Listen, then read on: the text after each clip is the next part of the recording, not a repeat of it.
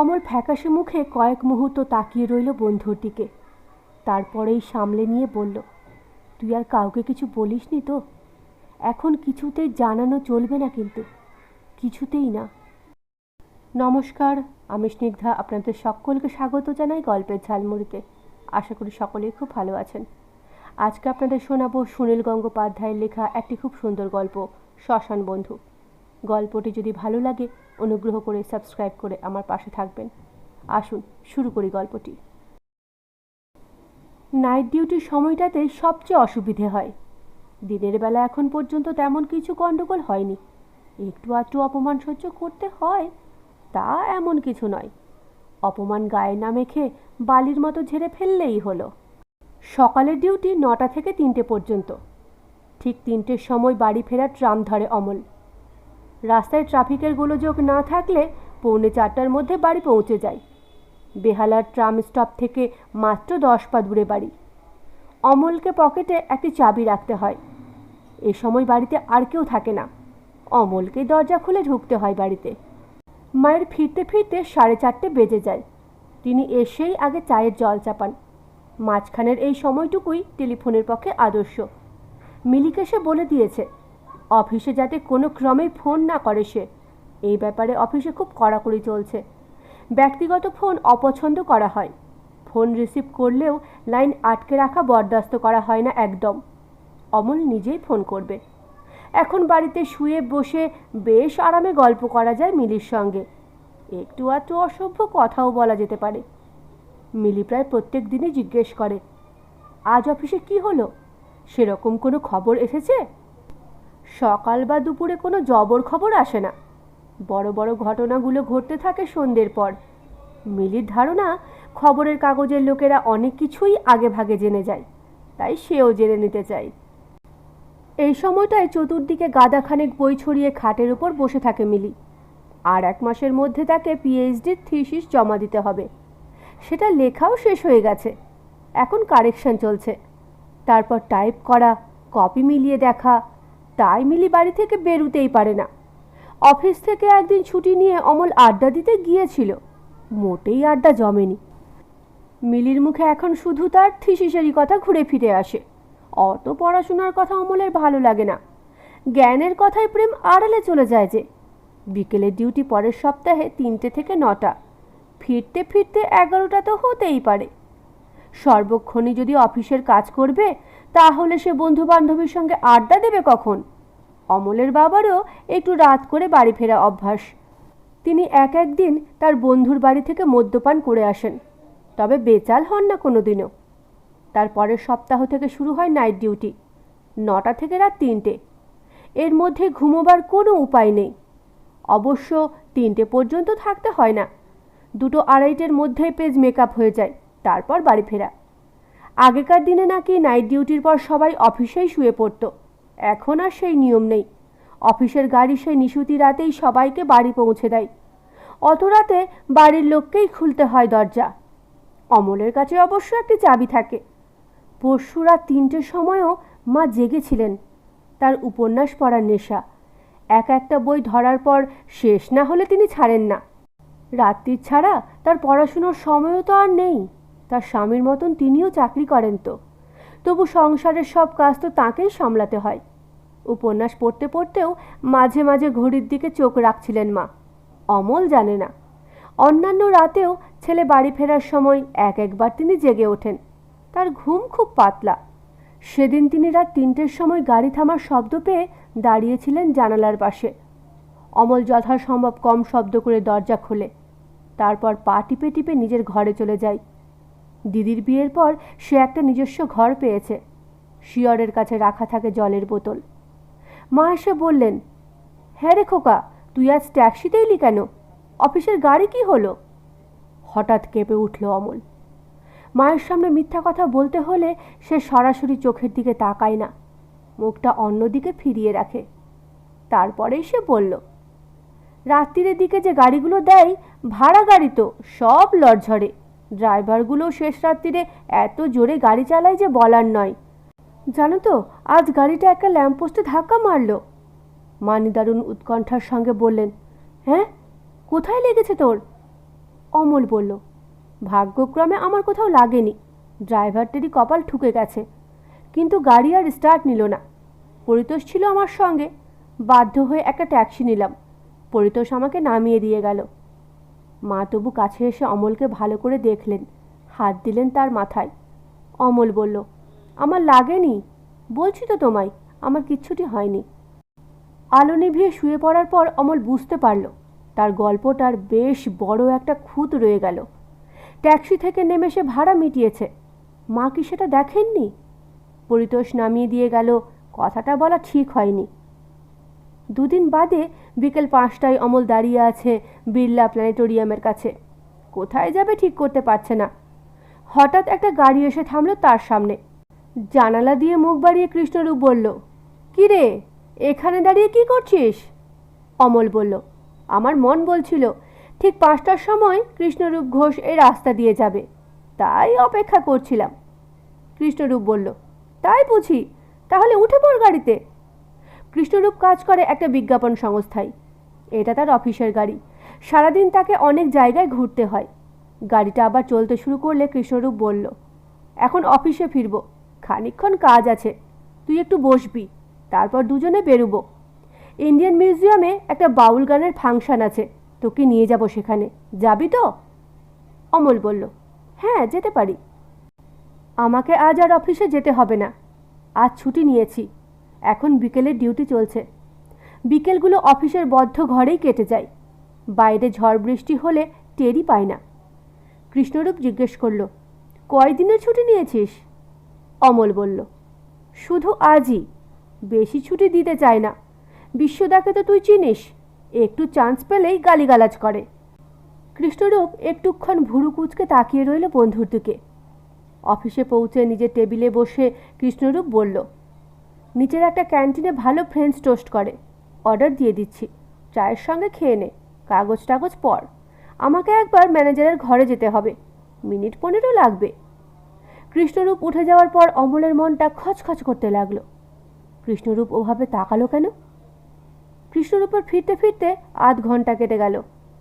টেবিলের কাগজপত্র গুছোতে গুছোতে সে অমলকে জিজ্ঞেস করল, এতক্ষণ ভেবে ভেবে কি ঠিক করলি? অমল বলল, কি ঠিক করলাম মানে? বাউল গান শুনতে যাব তো বলেছি। তুই আমাকে ঠিক বন্ধু বলে মনে করিস না, তাই না? কেন? বন্ধুর কাছে কোনো বন্ধু যদি এসব কথা গোপন করে, তাহলে সে আর বন্ধু কিসের? এসব কথার মানে কি বলছিস তুই?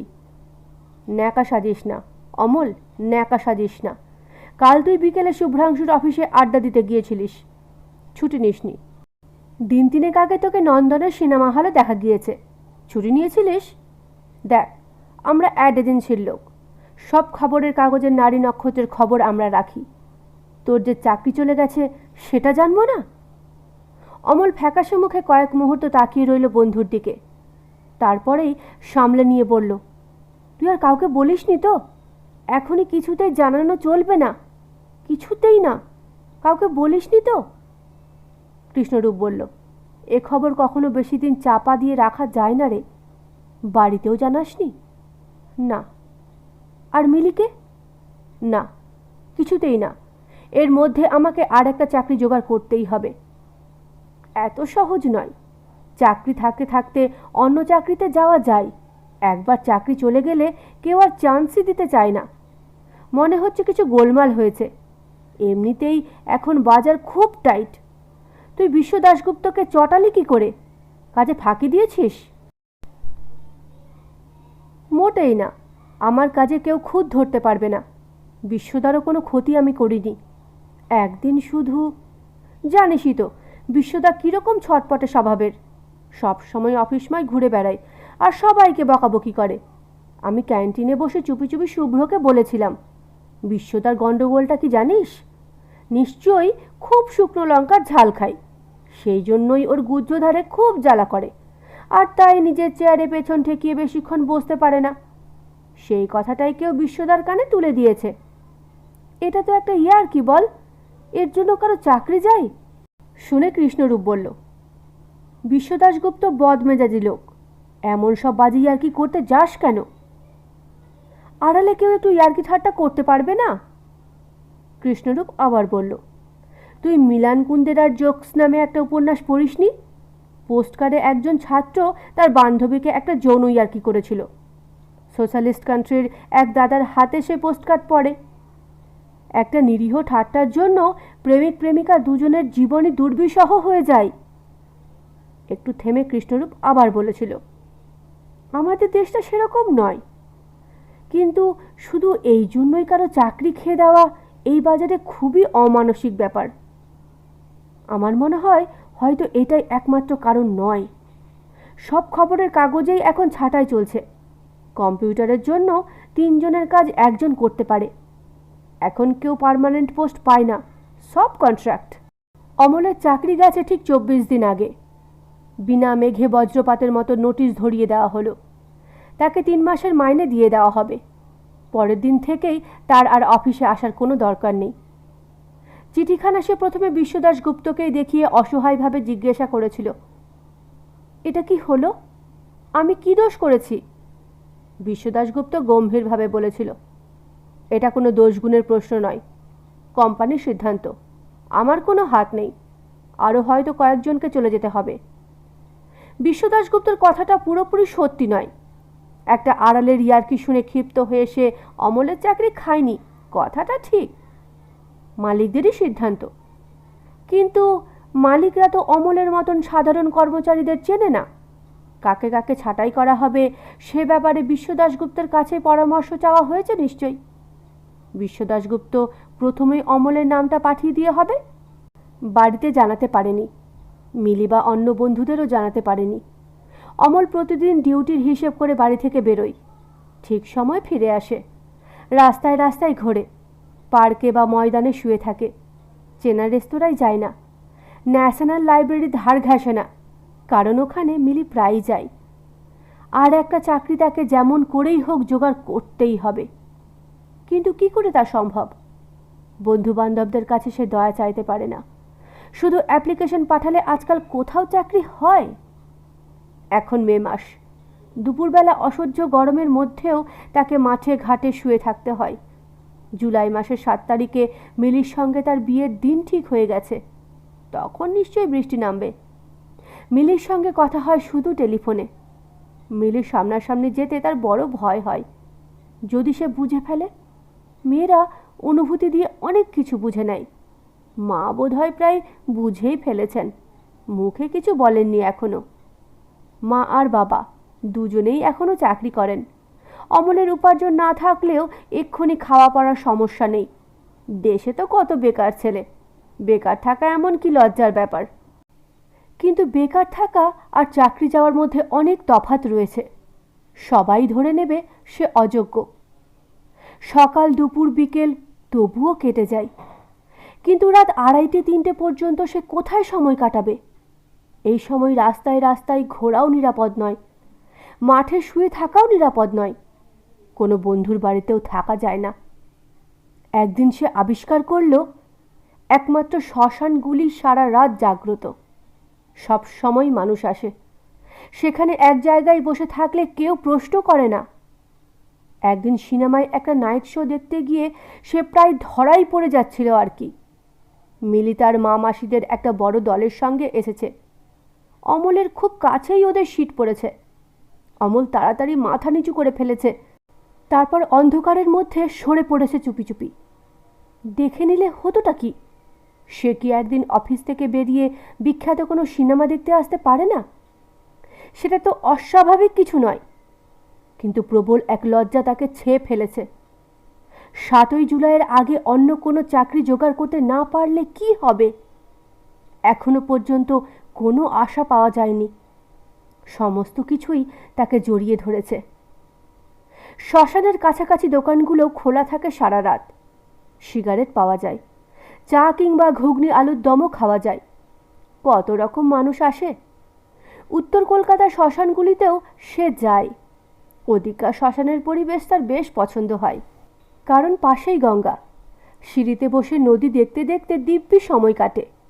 তবে ট্যাক্সি ভাড়াটা একটু বেশিই পড়ে। এর মধ্যে একদিন শ্মশানে বসে থাকতে থাকতে এমন ঘুম এসে গিয়েছিল যে জেগে উঠেছে ভোরবেলা। বাড়ি ফিরেছে ট্রামে। সেদিন তার মাথায় একটা বুদ্ধি এসেছে। রাত শেষে ট্যাক্সিতে ফিরলে মা আবার দেখে ফেলতে পারেন।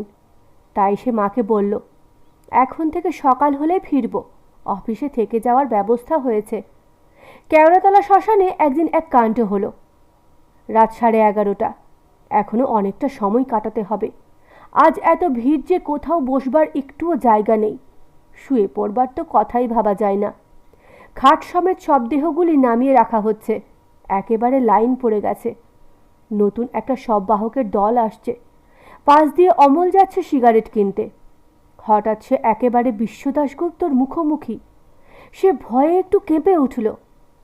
বিশ্ব দাশগুপ্ত খানিকটা বিস্মিতভাবে বললেন, অমল, তোমার কেউ গেছেন? অমল বলল, না, আমি এমনি। বিশ্ব দাশগুপ্ত যেন উত্তরটা শুনতে পেলেন না। আবার বললেন, তুমি আমার মায়ের খবর পেয়ে এসেছ? তোমাকে কে বলল? কয়েক মুহূর্ত মাত্র দ্বিধা করে অমল বলল, সন্ধেবেলা আপনাদের পাড়ায় আমার এক বন্ধু থাকে, তার কাছেই গিয়েছিলাম, তখনই শুনলাম। বিশ্ব দাশগুপ্ত বললেন, ঠিক 5:10 ম্যাসিভ হার্ট অ্যাটাক। ডাক্তার ডাকারও সময় পাওয়া যায়নি। আমি তখন অফিসে। অমল বলল, আপনাদের বাড়িতে দুবার গেছি। মাসিমা কত যত্ন করেছেন। আমার মতন একজন সামান্য লোককেও গত বছর জোর করে পায়েস খাওয়ালেন, মাথায় হাত রাখলেন। তাই খবরটা শুনে ইচ্ছে হয়েছিল মাসিমাকে শেষ প্রণাম করে আসি। কিন্তু আপনি যদি আবার রাগ করেন, সেই ভয়েই বাড়িতে ঢুকতে পারিনি। বিশ্ব দাশগুপ্ত উদাসীনভাবে বললেন, তুমি বাড়িতে এলে আমি এখানে কতক্ষণ অপেক্ষা করছো? অমল কিছু বলার আগেই তিনি ধরা গলায় বললেন, অফিস অফিস করেই তো সর্বক্ষণ। বাড়িতে কতটুকু সময়ই বা থাকি। মার সঙ্গে দিনের পর দিন একটা কথাও হয়নি। ভেতরে ভেতরে যে এতটা অসুস্থ হয়ে পড়েছিলেন মা, বুঝতেই পারিনি। কখনো মুখ ফুটে মাও বলেননি। আমি 2 সপ্তাহের মধ্যে একদিনও মায়ের পাশে গিয়ে বসিনি। আর তুমি মাত্র 2 বার মাকে দেখেছ, তার জন্য শ্মশানে চলে এলে এত রাতে। হঠাৎ অমন জাঁজেল মানুষটি কেঁদে উঠলেন শিশুর মতন। অমল হাত বাড়িয়ে তাকে সান্ত্বনা দিতে গেলে তিনি অমলের কাঁধে মাথা রাখলেন। তার কয়েকজন সঙ্গী অবাক হয়ে দেখতে লাগলো এই দৃশ্য। কাঁদতে কাঁদতে বিশ্ব দাশগুপ্ত এলোমেলোভাবে বলতে লাগলেন, মাকে তো আমি ভুলেই গিয়েছিলাম। যদিও একই বাড়িতেই একটা আয়া রেখে দিয়ে শেষ সময় মা আমার নাম ধরে ডেকেছিল, কিন্তু আমি তখন তো অফিসে। অমল, তোমার জন্য আমি কিছুই করিনি। কতটুকুই বা আমার ক্ষমতা, তুমি হয়তো ভেবেছ।